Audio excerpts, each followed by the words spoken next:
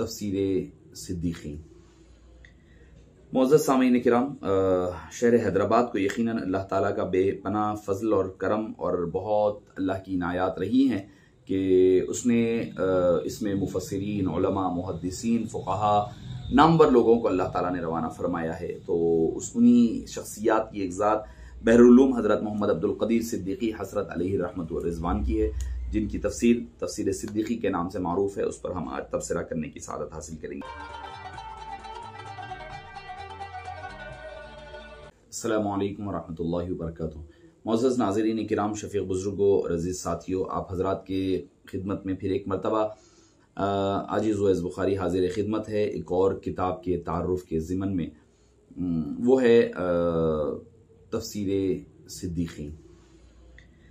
मुअज़्ज़ज़ सामीन किराम, शहर हैदराबाद को यकीनन अल्लाह ताला का बेपनाह फजल और करम और बहुत अल्लाह की इनायात रही हैं कि उसने इसमें मुफस्सिरीन, उलमा, मुहद्दिसीन, फुक़हा नामवर लोगों को अल्लाह ताला ने रवाना फरमाया है। तो उन्हीं शख्सियात की एक ज़ात बहरुल उलूम हज़रत मोहम्मद अब्दुल क़दीर सिद्दीकी हज़रत अलैहि रहमत व रिज़वान की है, जिनकी तफसीर सिद्दीकी के नाम से मारूफ है। उस पर हम आज तबसरा करने की सआदत हासिल करेंगे। आपकी विलादत 27 रजब 1288 सन हिजरी काजीपुरे में अपने नाना मीर परवरिश अली खान अलैहि रहमा के मकान में हुई और वालिद की तरफ से आपका सिलसिले नसब हजरत सय्यदुना सिद्दीक़ अकबर रदी अल्लाहु अन्हु अर्ज़ाहु और वालिदा की तरफ से आपका सिलसिले नसब इमाम हुसैन रदी अल्लाहु अन्हु से जा मिलता है।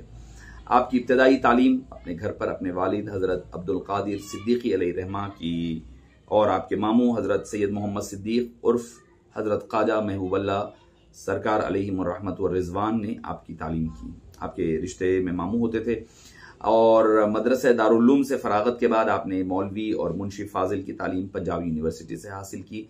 फ़नून सिपागिरी में महारत हासिल की। चुनाचे आप लट, तलवार, बनोट, कुश्ती, बंदूक वगैरह चलाने की लोगों को तरबियत भी दिया करते थे। अल्लाह ताला ने आपको 2 मरतबा हज की ज़ियारत की शरफ अता फरमाया। आपने 4 निकाह फरमाए। इस तरह आपके 15 साहिबजादे और 15 साहिबजादियां रही हैं। आपने दर्स व तदरीस, तसनीफ व तालीफ में आपका एक मुनफरिद और नुमाया मकाम रखा जाता है।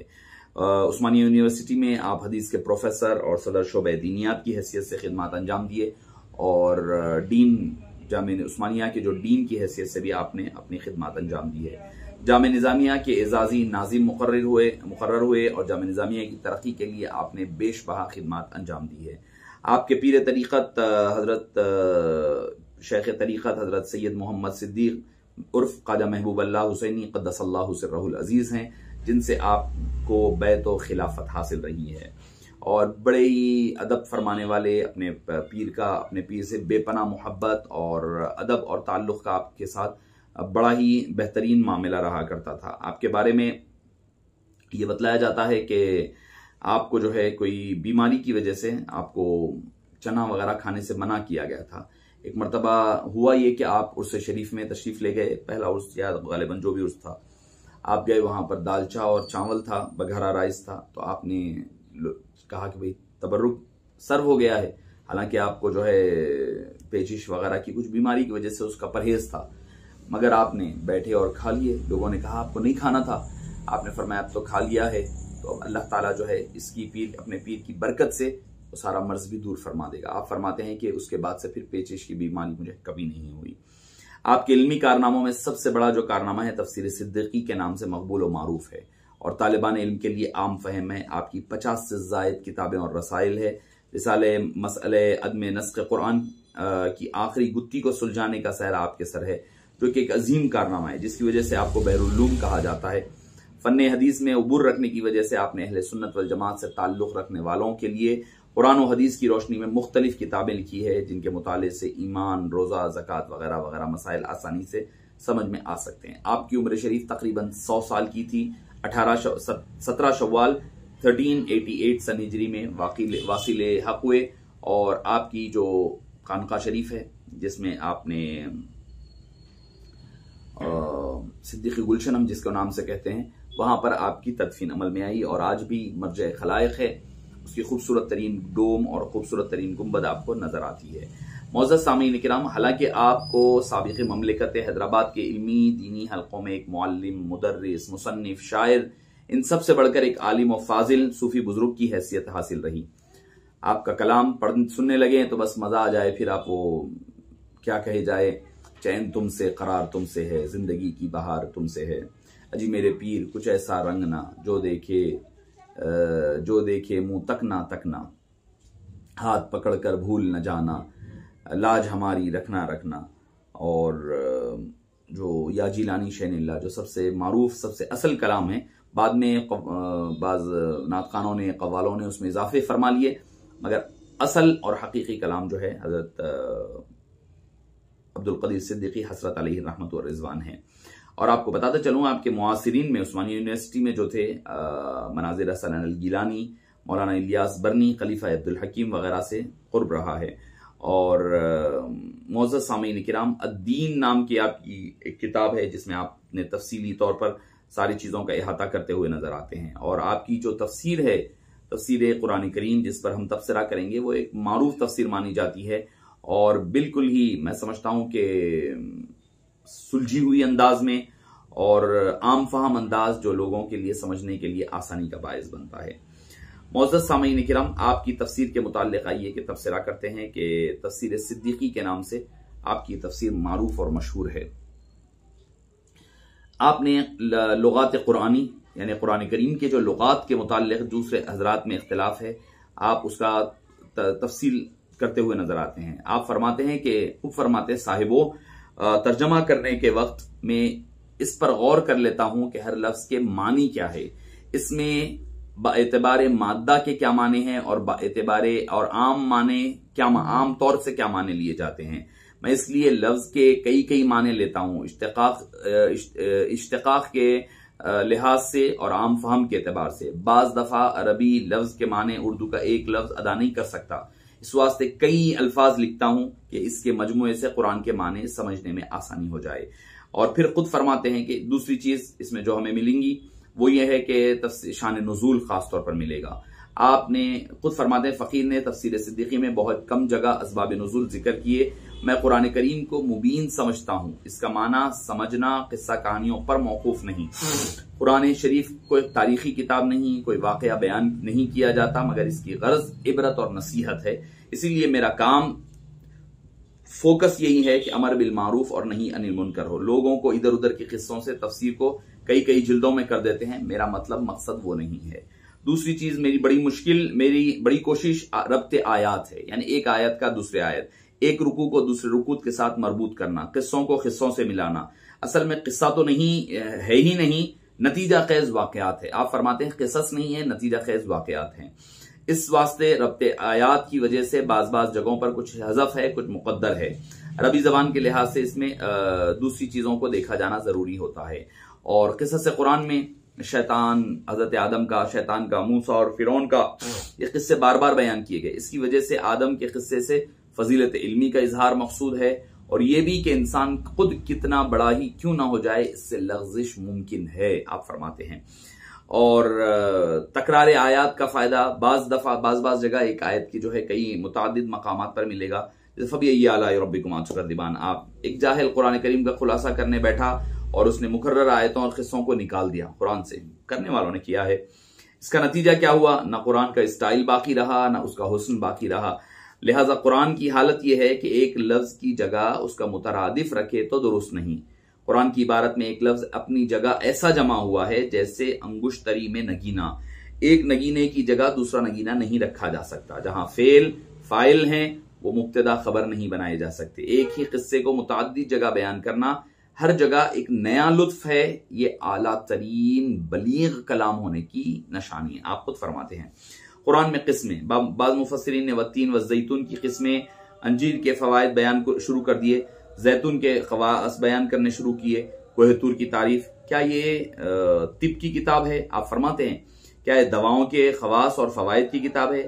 باغ تین دمشق میں ہے، جبل زیتون بیت المقدس میں ہے، کوہ طور موسیٰ علیہ السلام کے لیے تجلی گاہ کا نام ہے۔ اصل یہ ہے کہ واو اور با کے معنی، اور واو اور ساتھ کے ہیں۔ اللہ تعالیٰ شہادت پیش کر رہا ہے، قسم کیا ہے؟ شہادت ہے۔ لوگ کہتے ہیں کہ اللہ گواہ ہے، یہ بھی قسم ہے۔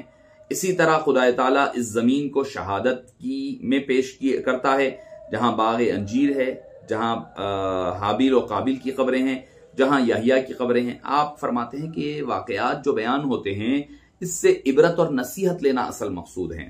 خصوصیات اس تفسیر کی خصوصیات کیا ہے، آپ کو مختصر انداز میں پیش کر دوں۔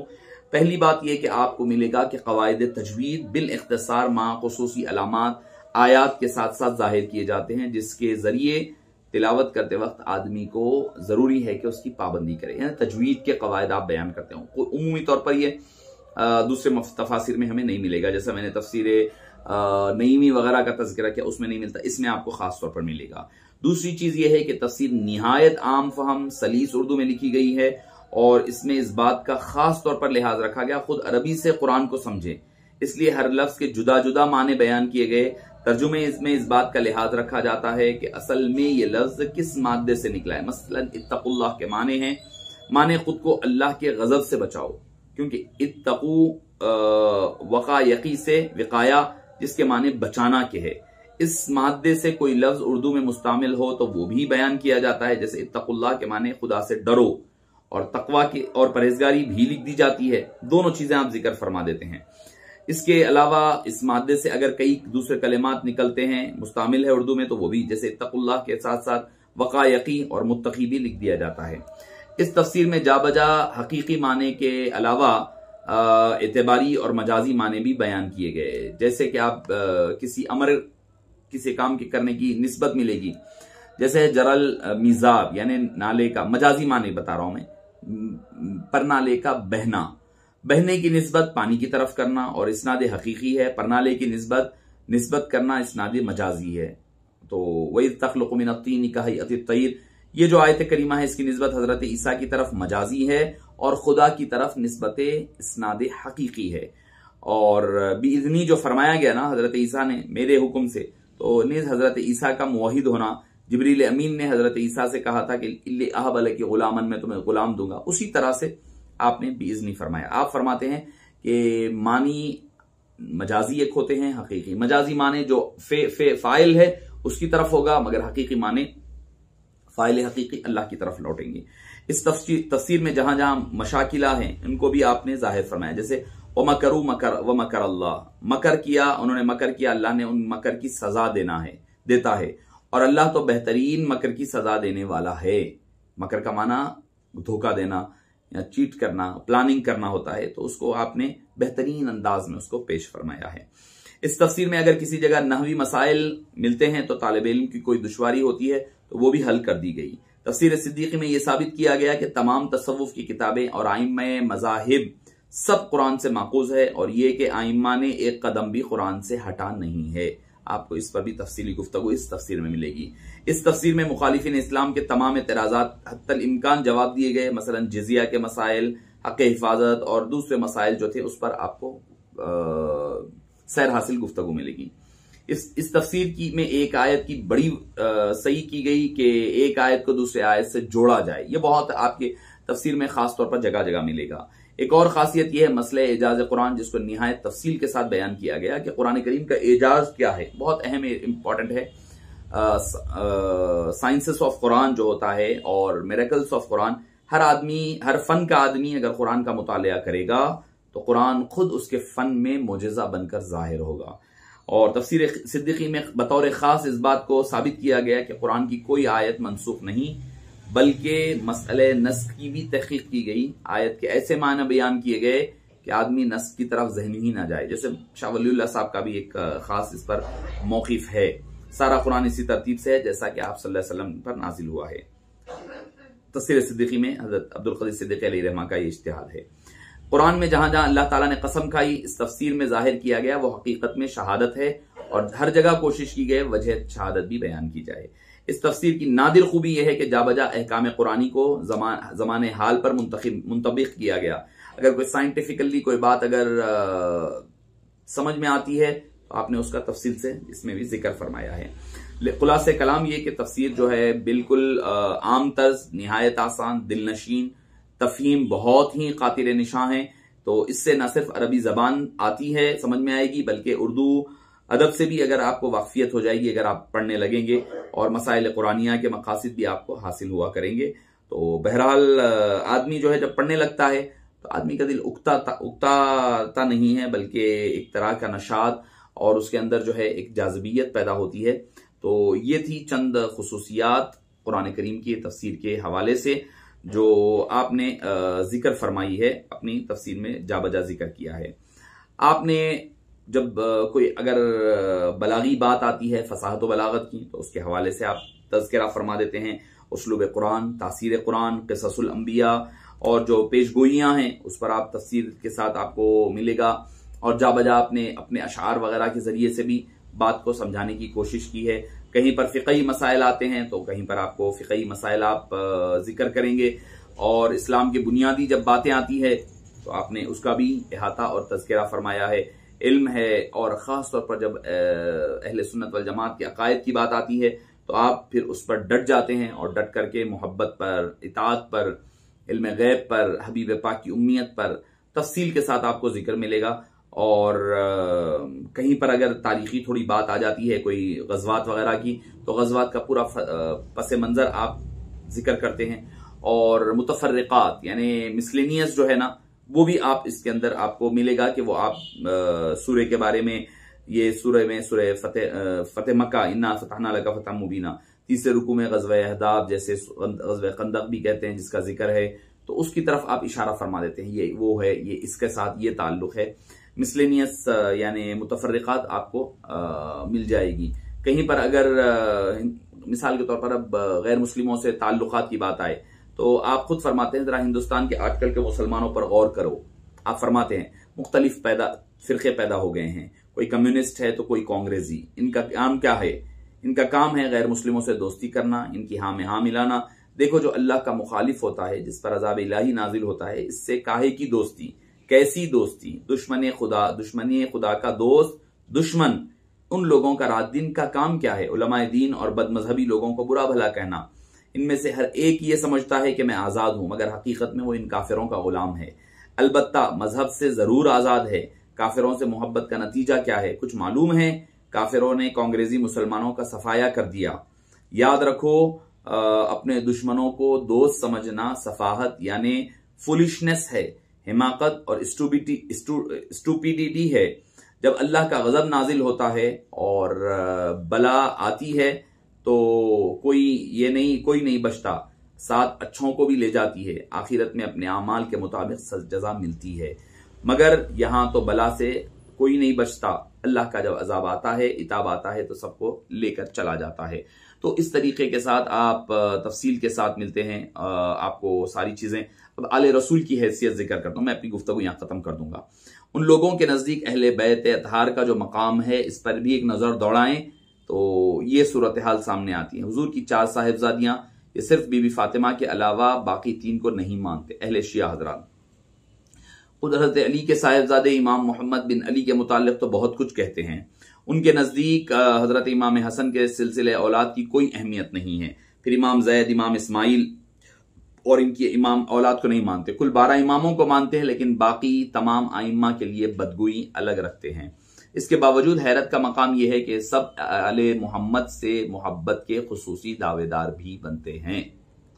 آپ ذکر فرماتے ہیں۔ پھر اس کے بعد مسئلہ تفصیل پر بی بی عائشہ تو جزء رسول ہیں، یہ شرفی نسب تو کسی اور کو حاصل، بی بی فاطمہ دیگر امہات المومنین کے، ان لوگوں کا ازواج مطہرات کو یوں تطہیر سے نکالنا تو حضور اکرم قرآن کریم پر ظلم کرنا ہے۔ یا نساء النبی سے اس میں جو ہے آپ صلی اللہ علیہ وسلم کی بیویاں بھی شامل ہے، مگر یہ بی بی عائشہ کی فضیلت میں کمی کرنے سے کبھی رکا نہیں کرتے۔ ازواج مطہرات کا ام المومنین میں ہونا قرآن کریم میں موجود ہے، وازواجہ امہاتہم، تو ماں کی عظمت تو ہر مذہب میں مسلم ہے، ہر قوم میں لازم سمجھی جاتی ہے۔